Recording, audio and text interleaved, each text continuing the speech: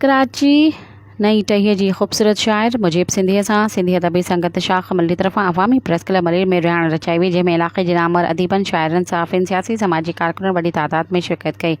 इन मौक़े ते मुजीब सिंधीअ खे गुलनि जा हार पाराए अजरकुनि जा तोहफ़ा पेश कया विया ऐं सिंधी अदबी ख़िदमतुनि खे भेट ॾिनी वई। इन मौक़े ते शाइर अमृता डाहिरी सदारते ख़िताब कंदे चयो त मुजीब सिंधी नई नस्ल जे अहसासनि, दर्दनि, जज़्बनि खे ख़ूबसूरती सां लफ़्ज़नि में पिरोए थो। संदसि शाइरनि नवनि रस्तनि जी तलाश हुबुल वतनी ऐं इंसानी जज़्बे जो आईनो आहे। ख़ासि महिमान सिंधी अदबी संघ जे मरकज़ी राब्ता सेक्रेटरी राशिद लखमी चयो त अहिड़नि अदबी प्रोग्रामनि ज़रिए नई टहीअ जे तख़लीक़ी सलाहियतुनि खे साराहण सां गॾोगॾु सिंधी ॿोली ऐं अदब जे वाधारे लाइ बि हमवार रस्तो पैदा थिए थो। हुन चयो त शाइरी रुॻो लफ़्ज़नि जो कमाल नाहे पर दिलि जे दिलि सां राब्तो आहे। इन मौक़े ते क़ौमी शाइर गफ़ूर शाह तक़वी, वहीद मोहसिन, इरफान अब्बासी, असगर बाग़ी ॿिनि ख़िताब कंदे चयो त मुख़्तलिफ़ शाइरनि आसिम अबड़ो, माहम कोराई ऐं ॿिया पिणु गीत पेश कया।